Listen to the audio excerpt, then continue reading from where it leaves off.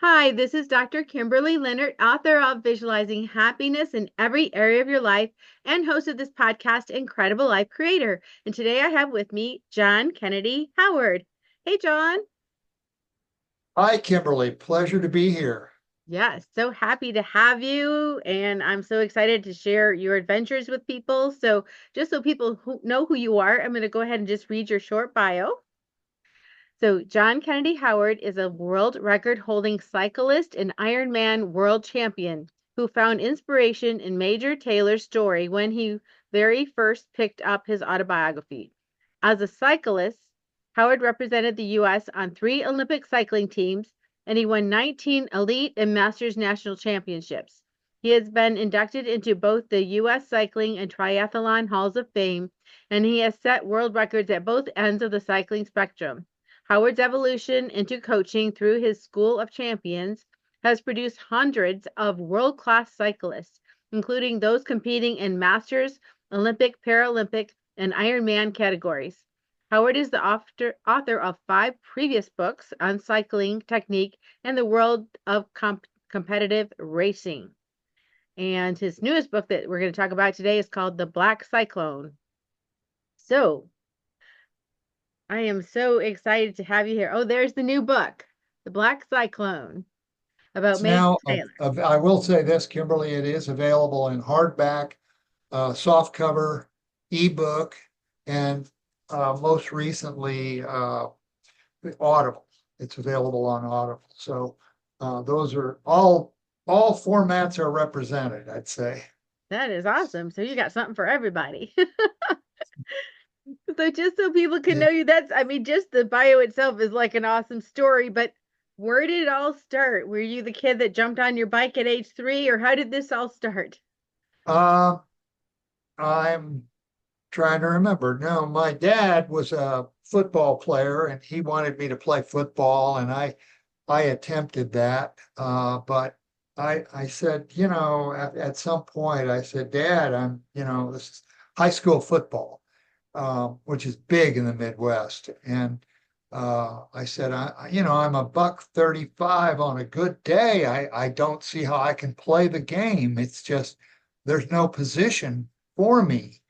Um, and I rebelled or against the idea of continuing football. I was, in my sophomore year at Parkview High School in Springfield, Missouri, and actually Glendale. We changed to a new school, but I was on the team and I abruptly decided it was just not the thing for me, and I quit.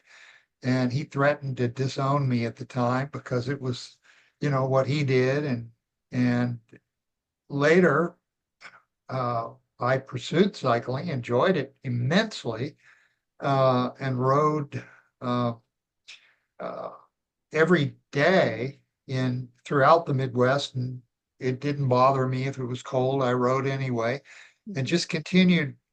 And when he saw that I had was good at what I was doing and had was well into a successful career, irrespective of the sport, he became my biggest fan.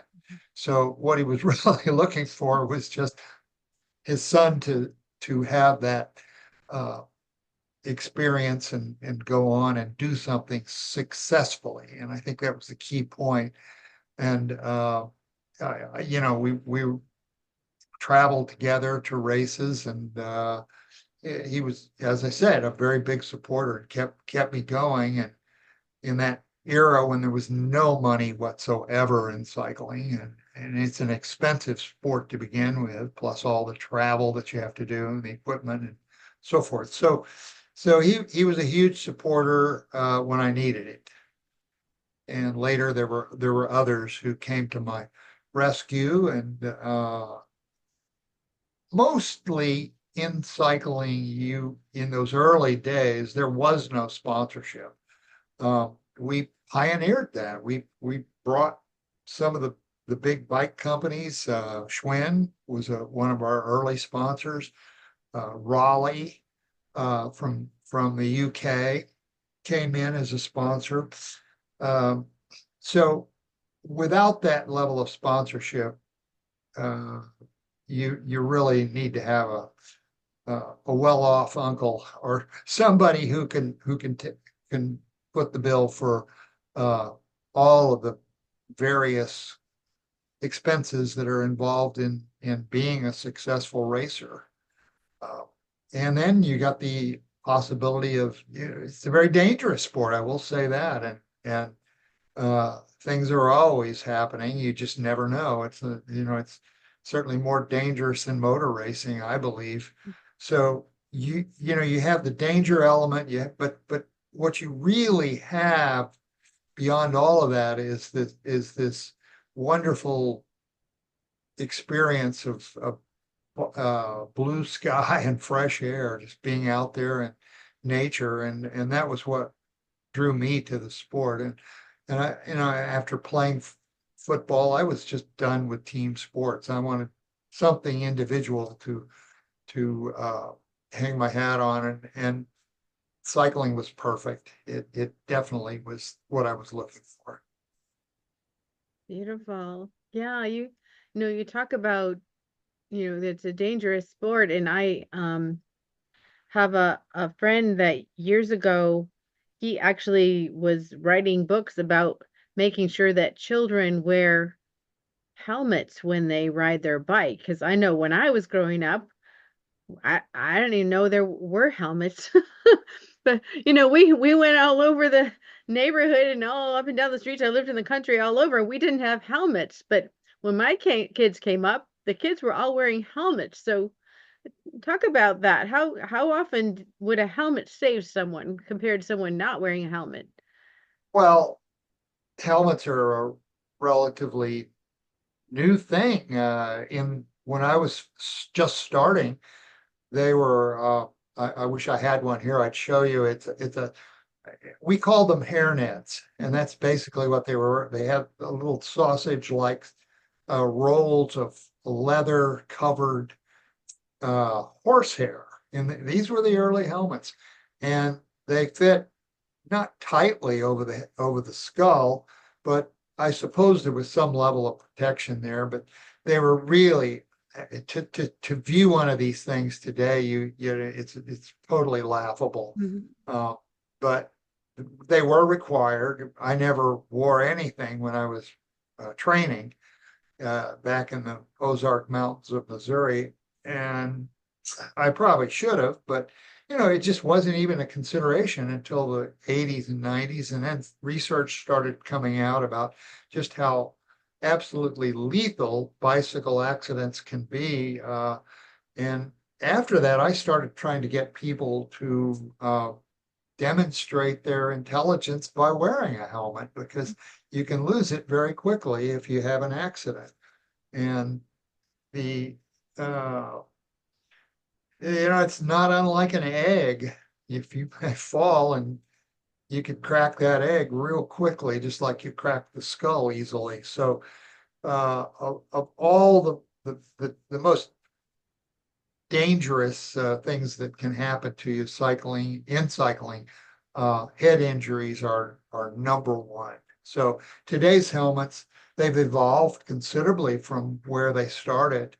The next generation of helmets were plastic uh, and very heavy, and that didn't go over well because we're all weight weenies. We want to keep our bikes and our equipment as light as possible. So the next generation of helmets were foam, uh, like beer cooler, styrofoam, and they were covered with hard plastic covers in most cases. And those provided a measure of help, because if you fell, it would your head would simply take an impression of the foam. Of course, one crash and you're done with the helmet. But that's kind of where they are today. Um, Certainly, some helmets are more forgiving or safer than others. But the idea of having a compressed piece of foam in there is part parcel for what needs to happen. And of course, motorcycle helmets are designed in a similar fashion. And it's kind of the way they've evolved, but cyclists wouldn't wear a heavy motorsports helmet, so they had to make them lighter in order to get us to wear them because you're on a drop handlebar bicycle and your head you're having to support it. So you got to keep the helmet as light as you possibly can. Yeah, that makes I know sense. that's more information than you asked for, but Well, I that's think that was a cool, I love history. That was a cool, where did it come from? Where did it start story. So thank you. I appreciate that. sure, So, sure. so, um, what are some of the key things when someone is riding their bike? You see these cyclists out there, not even when they're not racing, but they just make it look so easy. What are some of the things you do when you sit on your bike and certain ways you pedal that if you had a long way to go, what would you do to make that an easier Well, job? first, the first consideration of any cyclist looking to do any type of distance work is start slow. Don't push too hard too soon. A lot of young riders do that. Probably the second most important consideration is the setup of the bike. This is something I've done a lot of over the years, where today it's done with computers. There's a few basics that are really important to get the saddle in the right place, the nose tilt just right, the fore aft of the saddle so that you're comfortable. And you have to pick a saddle that you're comfortable with. So not everybody is going to be riding the same type of saddle. So the biggest single complaint of many people who are getting into cycling for the first time is how's that, what's with the saddle? Why do I need such a narrow saddle? Yeah, they have changed considerably, and now computer imaging allows us to find a saddle that fits our bone width, and the width of the pubic bone is extremely important in getting comfortable. So if you're comfortable, then what you need to concern yourself with is fore aft and the tilt. And all of that is a process that is part of the greater mystery of bike setup. So once that's done and the rider is comfortable, got the right leg extension, the right type of handlebars, uh, then he or she can really start adding mileage, as as the uh, as the miles are added and the comfort improves, you can continue going. And I think every cyclist that's considers uh, him or herself a serious rider, their goal is to do 100 miles, be able to cover a full 100 miles. A century is called. And that goes all the way back to the 1920th, well, the 19th century when uh, roads were largely unpaved and bikes were part of a greater legislative process whereby in Major Taylor's era, the League of American Wheelmen, now the League of American Cyclists, was still around after probably 130, 40 years. Uh, that organization did a lot back at the turn of the century to get roads paved. And motorists today have no idea the sacrifices that cyclists made in an era before automobiles, before motorcycles, the cycling inventions. Well, the pneumatic tire is a great example. Uh, Built by the first pneumatic tire was built by John Lloyd Dunlop uh, for his son because the roads were so rough in that era, and very few of them, as I say, were paved. So he wanted a pneumatic tire, and that started a whole revolution in 1888 that of course, now is universal. Everything is air filled and pneumatic. But at the time, bikes and what some of the carts of the period, uh, carriages and so forth, all ran on steel or hard packed rubber. So the Dunlop invention of the pneumatic tire was one of the fundamental changes in the evolution of transportation in general. Yeah, so that started everything. And there were other inventions that started on bicycles. The spiral bevel gear, which later became the differential on the first the Model A, and then virtually every automobile used a spiral bevel system to as the differential to power the car, the rear wheels of the car. So those inventions were part of the early bicycles. So bicycles were evolving into first motorcycles and then automobiles. So that's kind of, a quick history of how it all came about. Very few motorists today have any clue that a number of those important inventions came about from the bicycle, the lowly bicycle. I didn't know that. So I grew up in Michigan and about an hour north of Detroit. And, that's where a lot of the car industry was when I was Yes. growing up. And we have the Henry Ford Museum where they have the history of the car. And I'm not sure if they actually have the history of the bicycle in there with the car, but it sounds like they should. Yeah, they do. They have. I've been to the Henry Ford Museum. I believe they have some of. As I recall, it's been a long time. I do think they have some bicycles in there, but not specific to the evolution of the automobile, which I think is displayed in other museums and other locations. So, bicycle museums are a coming thing. Uh, and there's so few of these antique bicycles left, but they all are part of that evolutionary process. Mhm. Are there any right now some famous bicycle museums? If people wanted to go, where would they find one? Oh, my favorite pedal pushers in my hometown of Springfield, Missouri. James Allen is the curator. Yeah, highly recommend that one. That's about oh, well, where if you know where Springfield, Missouri is, it's off of Highway 44 and uh, old Highway Route 66, and it's it's where I grew up, and kind of the foothills of the Ozark Mountains, and that's where a lot of my training was in the early days.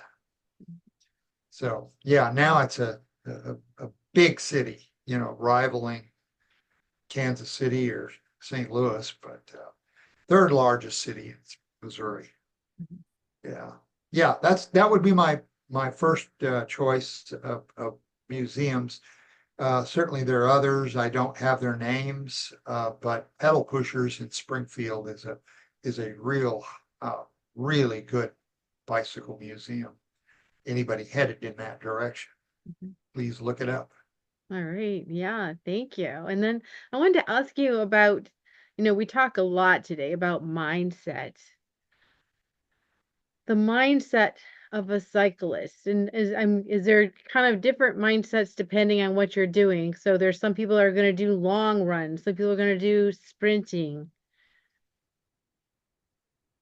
Well, yeah, I think you look at what it is you're trying to accomplish. If we're talking about the sport, uh, there are many, many, many variations of cycling at this point, from just basic recreation to competitive racing and that is broken out into multiple categories. You have track racing, you have road racing, you have gravel racing, you have mountain bike. All of those are separate categories. So when I first started, there was only one, and that was road cycling. Uh, but today there are just any number of different directions you can take depending on what your interests are. And let's see, BMX, road racing, time trial, uh, I think are all represented in the Olympics now. Mhm. Mountain bike has become a big part of the Olympic Games. Uh, BMX and I think even trick riding is part of the agenda now. So in my day, there were probably 8 members of the Olympic team. Now there are probably over 20. So it's grown considerably. Uh, Yeah, your mindset though is you got to focus on one thing, I believe, to be successful, and that's certainly what prompted me to, I had a real supreme desire to be the best at what I wanted to do, and that highly competitive attitude was paramount in accomplishing my mission. Fortunately, I had some good DNA. My parents treated me well on that regard, and I had that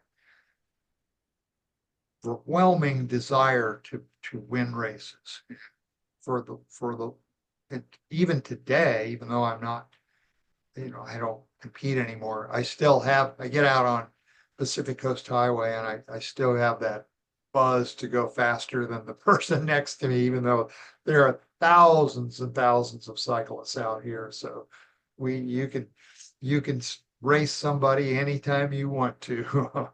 It's just a whole lot of fun, and I don't think there's anything quite like it. Maybe uh, running has a similar following, I'm sure, but cycling is much more gentle to the joints. So try to stay with things that are not going to damage the skeletal structure long term, or the joints and the tendons. Uh, I think it's safe to say that cycling is a soft flowing exercise as opposed to the hard crunching of running. mhm.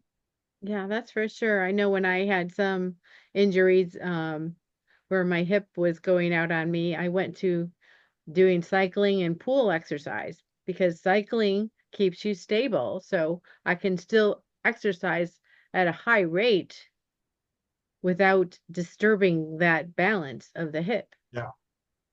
Yeah, I think irrespective of what it is you want to do athletically, you just can't go wrong with getting on a stationary, at least a stationary, and doing some serious workouts because great builder of cardiovascular endurance. So that's it's very easy to get a trainer, set it up, and ride it. Just I use an older type system that was developed about 150 years ago called rollers, where you have three three separate aluminum rollers and they're attached with a drive belt. So unlike a trainer, you actually put your bike on top of that and you pedal. So you're pedaling, high RPMs, uh, and it's great because it allows you to work on balance and coordination as opposed to just sitting there and sweating.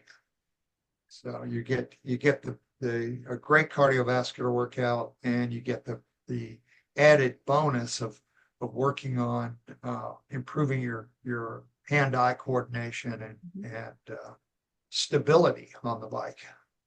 Exactly. Now, before we came on here, you were telling me something really cool about how people are competing with each other virtually. You want to tell people about that?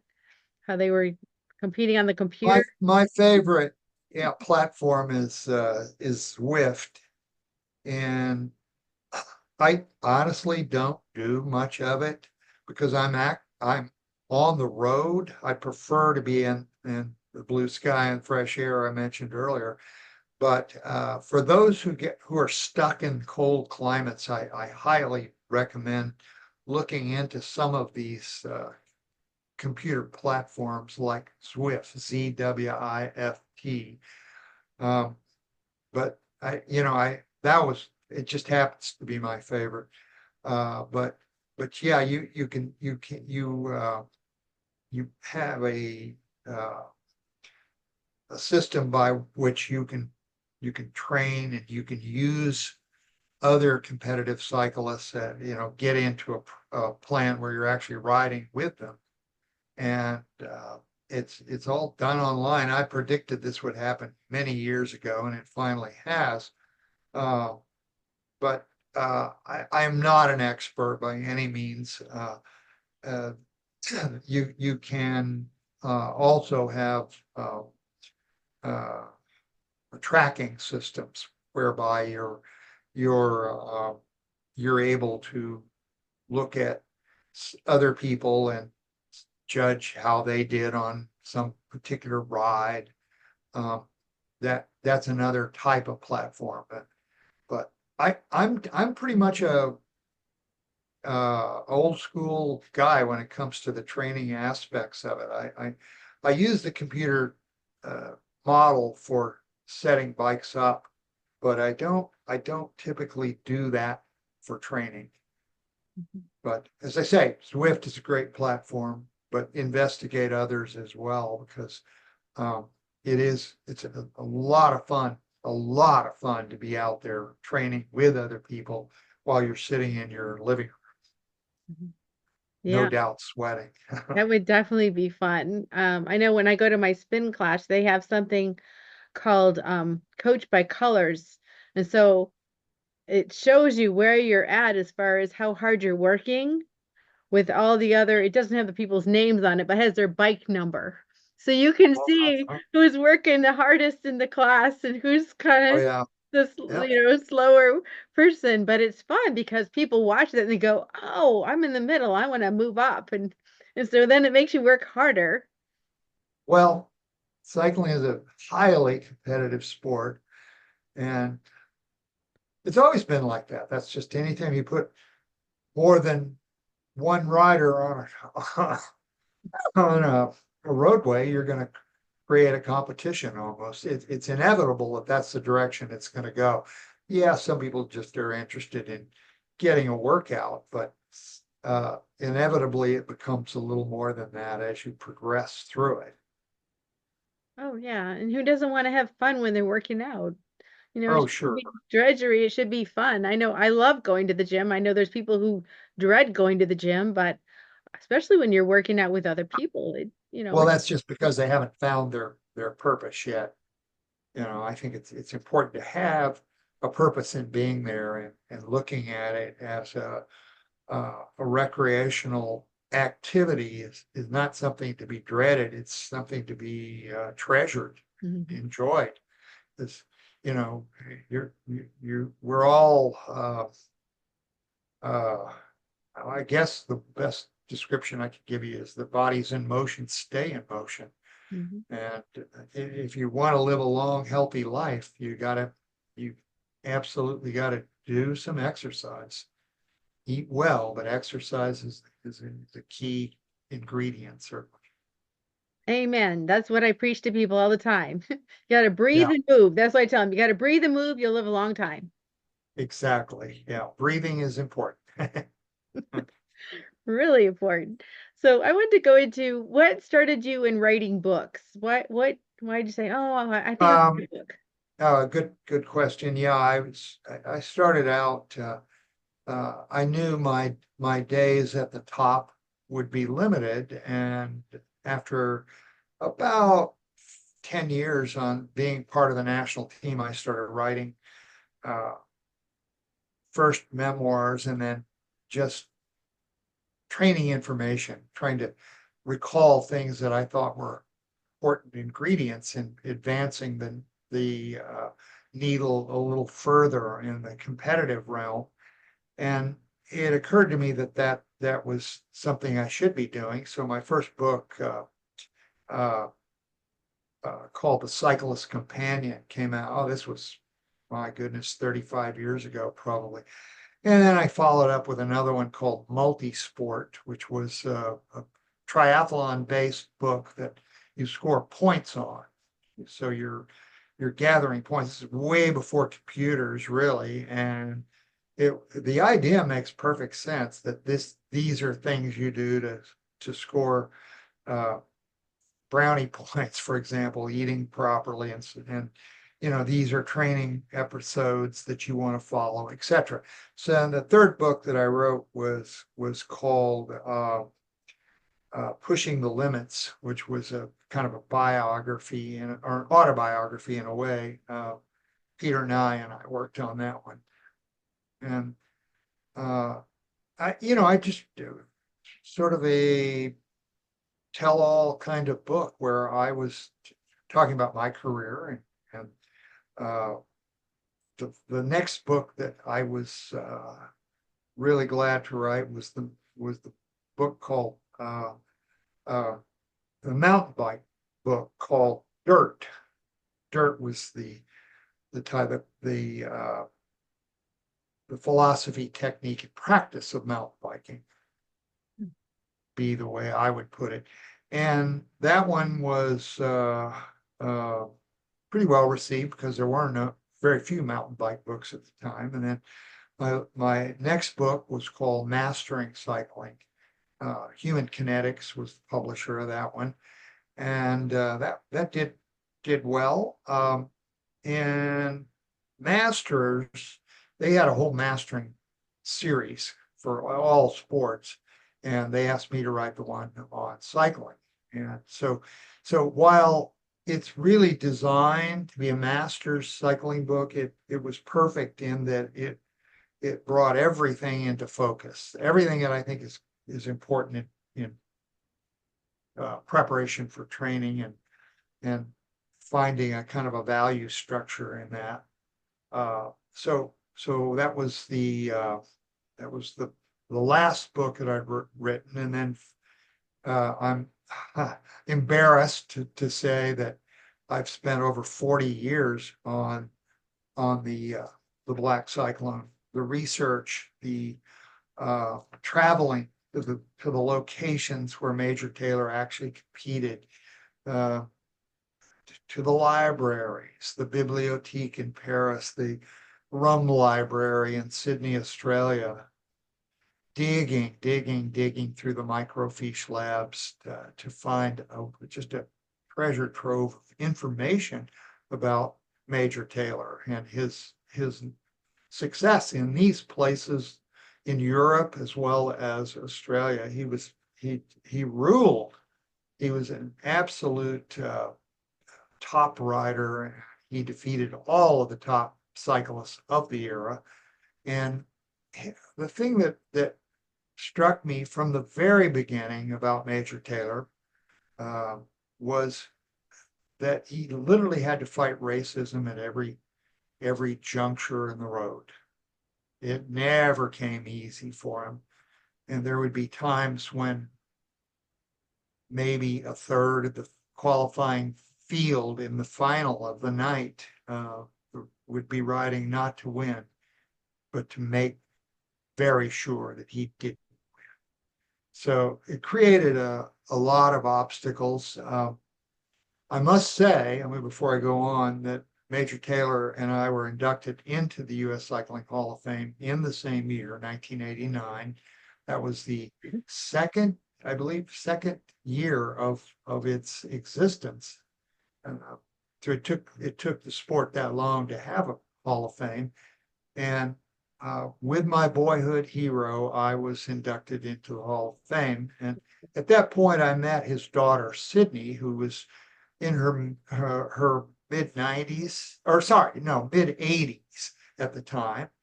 And I said, I so respect your father, and he was my hero. And she invited me to come back to Pittsburgh and view some of the archives. I did. I flew back to Pittsburgh, interviewed her extensively, and I think I may be, uh, if one of the only people alive that has actually had the opportunity to interview Sydney. And I spent days talking to her and getting the real story of her father. And that's reflected in the black cyclone. So when I look at it now, all those years, I see a huge amount of work in putting it all together. But the important thing is that we tell the story, that we get the word out there. And believe me, it's not that there's a lack of information. There's some excellent biographies on Major Taylor, and because I'm the latest uh, book to come out on Taylor, I used all of them for factual data, and all of them had a little bit different approach. They all revealed something new, and they were all biographies. What I have with the Black Cyclone is a biographical novel. So what we've done is we've given Major Taylor and his contemporaries voices, and I think that's why it's so readable. And I will say it isn't at this point an Amazon bestseller, so you can pick it up uh, from Amazon certainly, or Dorrance, the publisher, and many of the Barnes and Noble stores have it. Oh, and you can also go to any of the Audible platforms and get the Audible version of it. So those are some of the highlights that I went through to write the book. Um, but I think in the greater scheme of things, it was Taylor's magnificent approach. He was a prodigy from the very beginning. He raced, was almost by accident entered his first race in Indianapolis. That's where he grew up. And at the time, Indianapolis was a bustling city of industrialists, and the earliest part of the automobile industry really started in Indianapolis. And uh, the very first event that he entered as a 14-year-old, he actually won. And it was a big event in Indianapolis, but he had trained himself uh, to be a trick rider. And part of that was because one of his early employers wanted to entertain, wanted to have Taylor entertain his customers.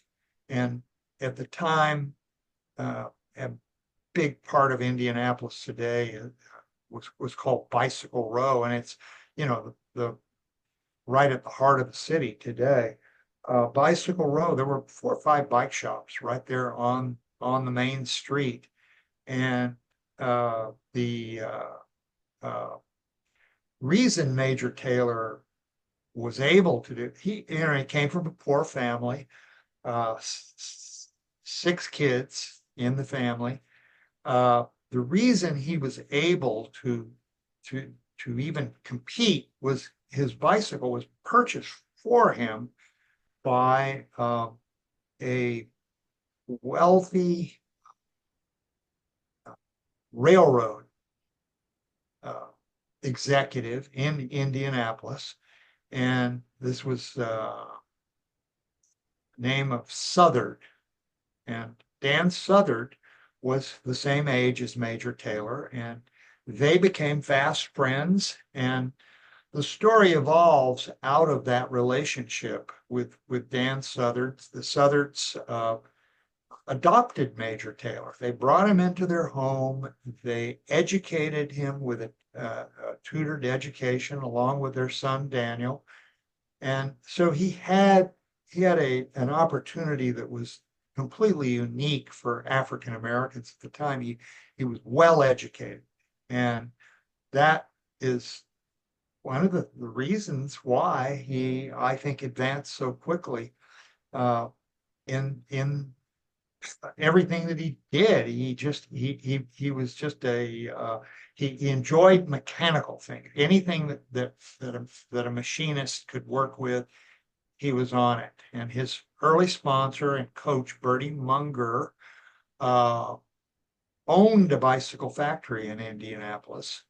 And bicycles at the time were very expensive, about the price of an automobile today. So he got the bike and used it to win that first race. And I think some of that trick riding skill that he had was well, might be primitive today. At the time, nobody was doing that. And when things got rough, he was advancing up the the ladder in competition. He used his trick riding skills. He was not a big man. He was only about 5'6", 5'7", and he used those skills to break through the pack, get. He would dodge riders that were trying to knock him down or take out his front wheel, which was called a hook. And he was very successful in doing that, at least for the first part of his career when he had lightning fast reflexes. But eventually things got pretty rough, and he did leave the U.S. and went to Europe, and eventually Australia, where he was treated considerably better there than he was in the United States. But an amazing individual in that he, in spite of all the odds against him, won the U.S. national championship in I believe it was 1897, and then the World Championships in Montreal 1 year later, 1899, 1898 and 1890, his two biggest years in competitive cycling. So, yeah, he showed the world, and I think if I do the arithmetic correctly, he literally broke the color line in cycling 50 years before Jackie Robinson did it in baseball. Mm-hmm. And he did it when cycling was actually bigger than baseball. And that would have been about the late 1890s. Mm-hmm. So cycling was evolving. And, I know I'm hogging the mic here, Kimberly, so please feel free to interrupt at any time. But the cycling was immensely popular for one big reason, and that is the evolution of the automobile, or I guess really at the time the motorcycle. They were taking tandem bicycles. These were the sturdier machines of the day, and I have a couple of them here. One is the Orient Pacing Tandem, and these bikes were used to pace racers on the track to make the event more exciting, because a tandem could go faster than a single. So they would pace them. And then somebody got the bright idea to hang up a motor in that mid triangle. So they brought over, at the time, the internal combustion engine, the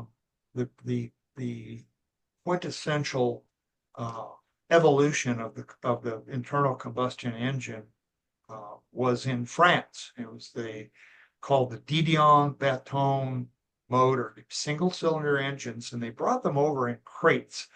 And these engines, these little motors, were attached to the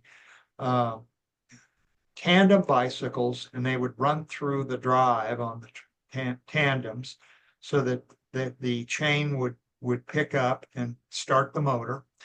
And those were quite literally the first motorcycles ever. And the pacers would hang on for dear life, and the tracks were horribly dangerous because they were never designed for that kind of speed. So the pacer would, or they were called the stoker, the backseat person was called the stoker, and stoker's job was to operate the motor, work the controls, and get it to work properly, while the captain would steer the bike. And it, in time, not very long at all, they started putting them on single bikes, and the motors were, of course, the bikes were getting heavier and uh, certainly more dangerous, and uh, so much so that at the peak of cycling interest, I always say that cycling was popular at the turn of the century for all the wrong reasons. It was immensely dangerous, and people wanted to see that early NASCAR kind of, it filled that void. It brought speed. Prior to that, what do you got? You have, a locomotive, you have a racehorse. Those were the fastest, uh, things that you could participate in at the time. So, uh, one of the very first events that Major Taylor excelled in was pace racing, and they would pace behind these motorcycles. And it hit the peak of his career. He had 6 world records for pacing, and they just kept getting faster and faster and faster until finally um, they were actually riding off the top of the high bank velodromes into the crowd. So on more than one occasion, pacers, spectators, and motor drivers were killed. They ended their lives at the bike track. So this is one of the reasons people wanted, they wanted to come to see the there'd never been anything like that before. So it all started with bicycle racing at the turn of the century. And then, of course, motorcycles evolved on their own and killed and maimed an awful lot of early bicycle racers who were the only ones brave enough to become the pilots of these uh, vehicles. And the early automobile industry is flush with the names of some of the top racers in the era. Barney Oldfield, good example. He started to get old and fat and slowed down, and Henry Ford made him his test pilot.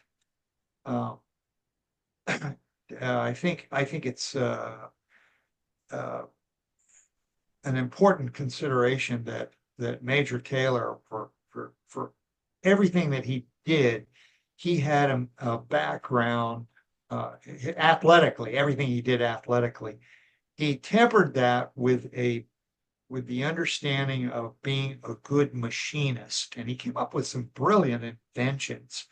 And he really wanted, after his retirement, for people to recognize the fact that it was his inventions that were carrying him through. And one of the things he did was invent a stem on his bike that allowed him to move back and forth depending on the type of event that was taking place.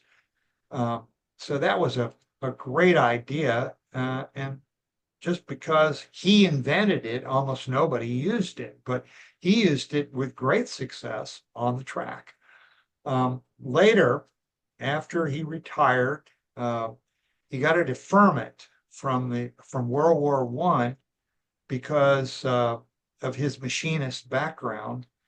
And at the time, there was a bit of a shortage of rubber because most of the natural latex rubber was on its way to the war effort.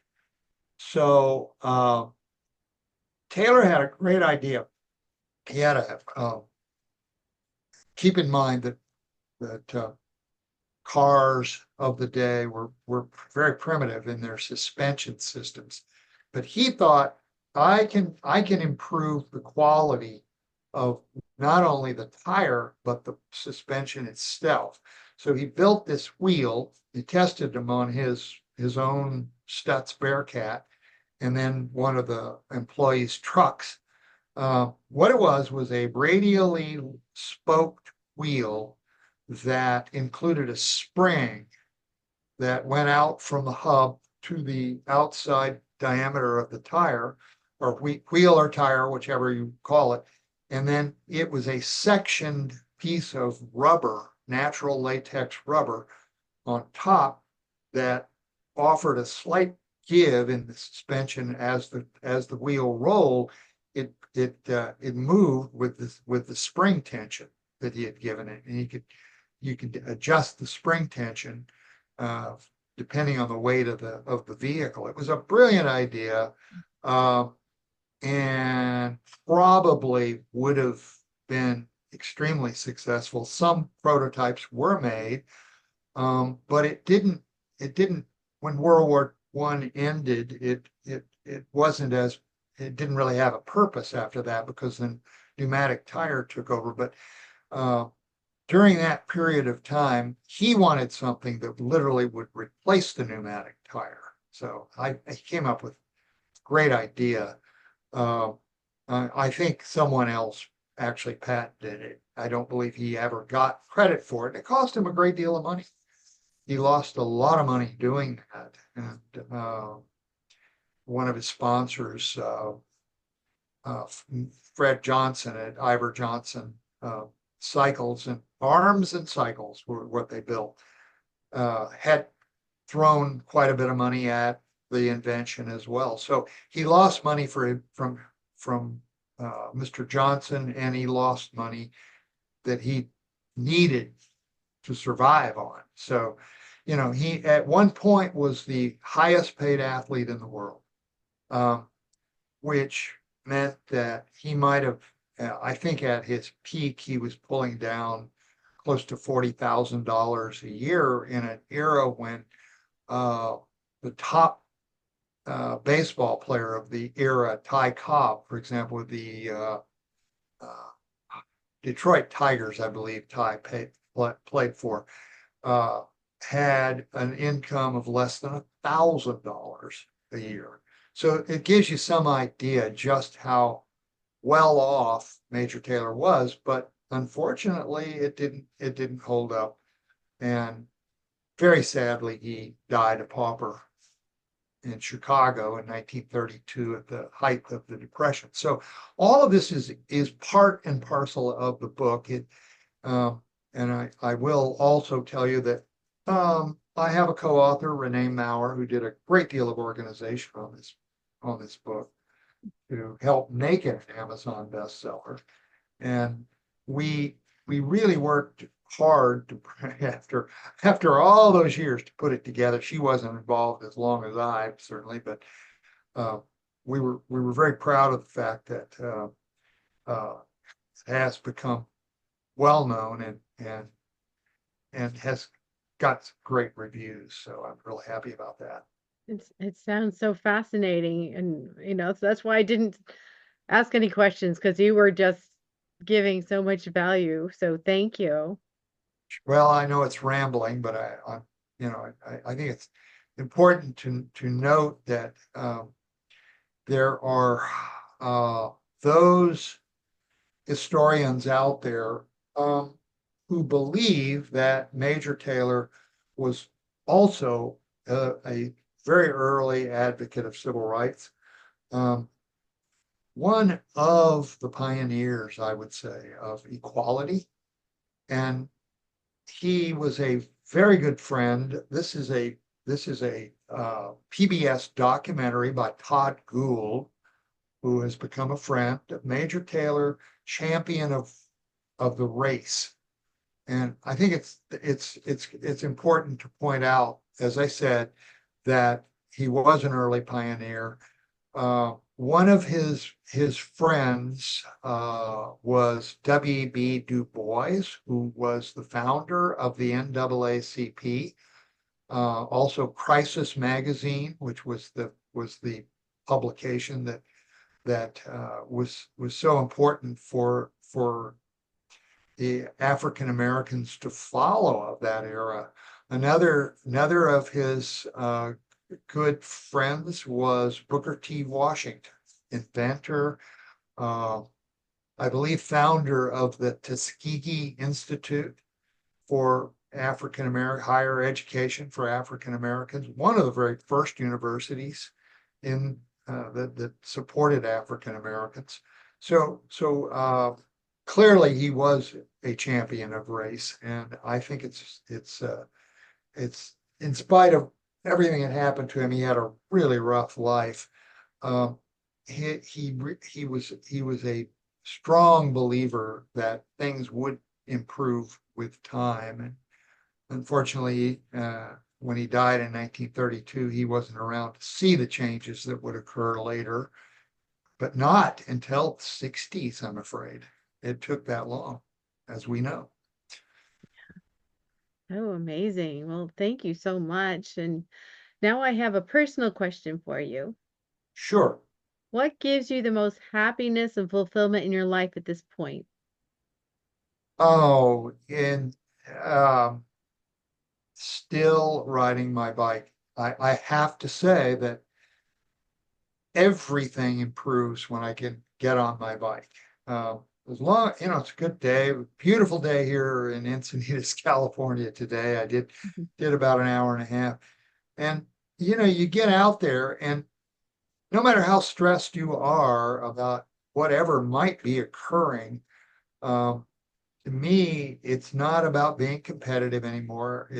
It's about, as I mentioned in the early part of this broadcast, it's fresh air and blue sky. Just going out there and soaking that up, feeling the warm rays of the sun, and realizing that you relax with it, you go with it, and by the time you're back, there is no more stress, and that gives me the most fulfillment. Clearly, it still works that way. It's a meditative session for me. Certainly you have to be very much aware of your surroundings, but I do meditate when I get on the bike.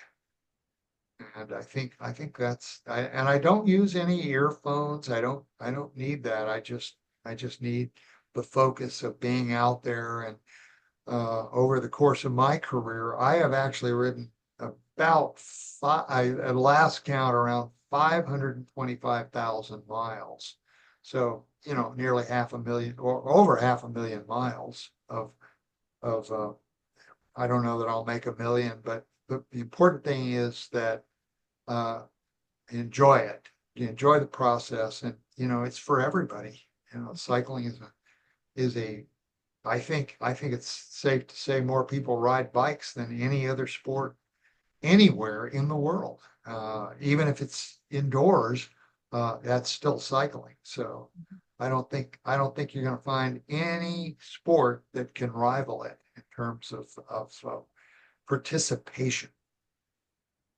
Yeah, I have to agree. Well, thank you so much for being on the podcast today and all your really interesting stories, true historical stories. Thank you so much.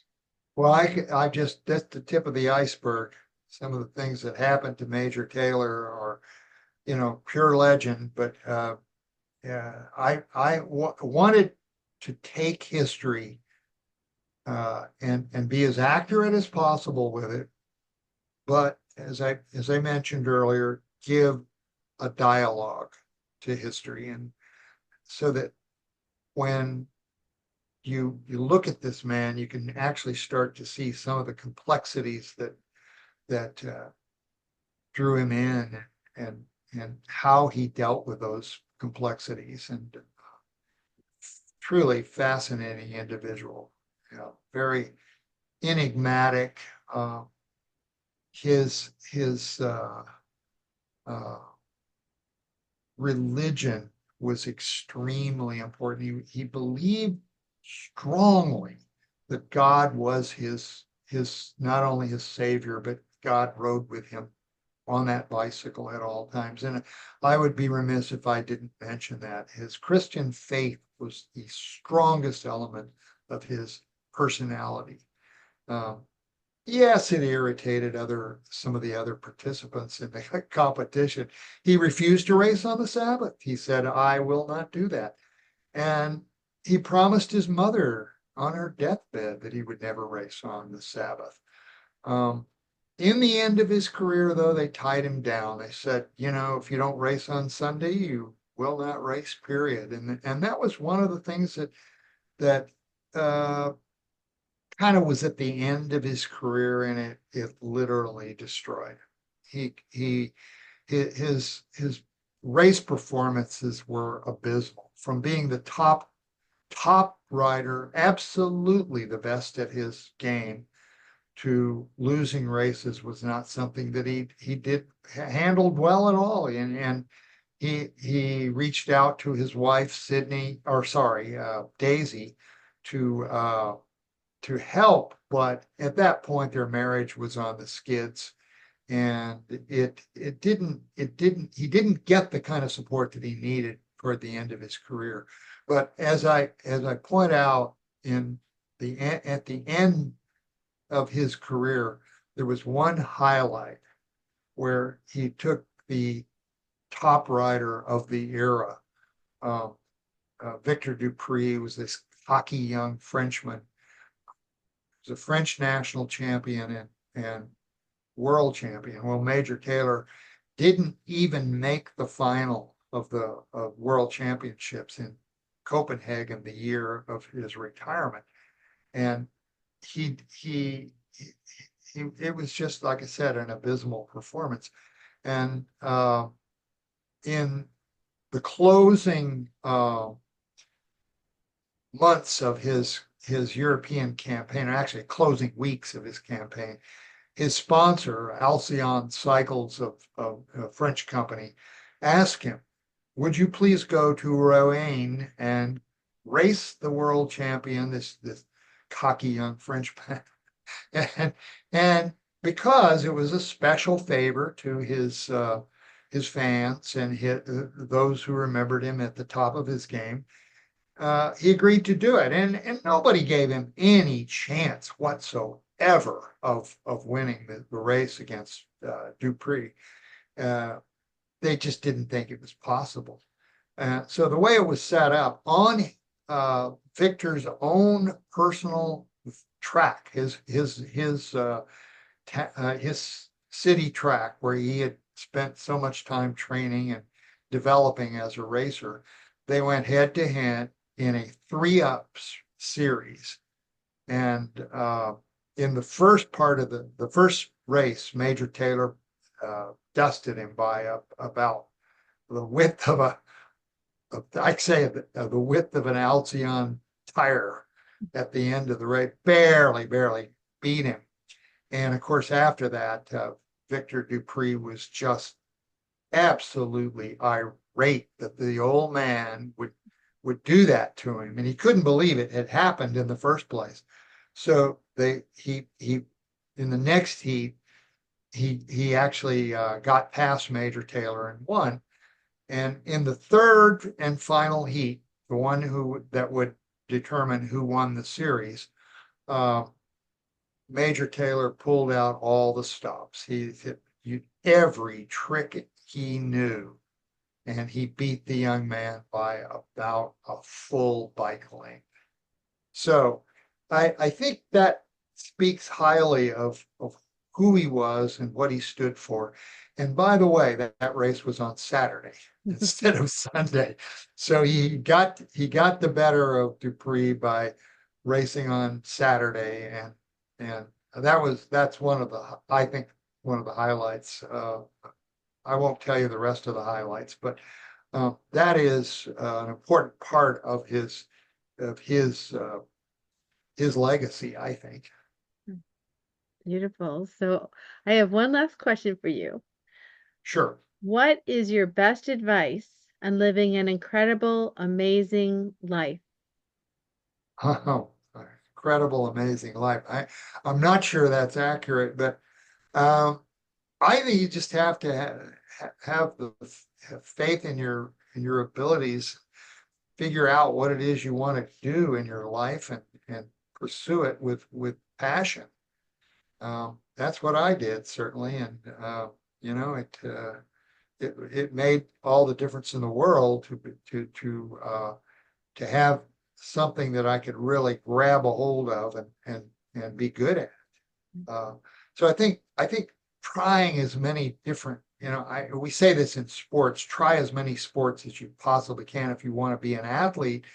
Don't stop with cycling or running or swimming. Move on and try other things. Try ping pong, try table tennis, try tennis, try as many different things as you possibly can. And I think that also holds true for any endeavor that you may choose, and I've become somewhat of a sports journalist doing just that, because you can't rest on your laurels forever, and otherwise you're going to be very frustrated. So move on, reinvent yourself if you need to reinvent yourself. All right. Well, thank you so much. Well, thank you, Kimberly. Thank you for having me on. Yep. We'll talk to you again soon. Right.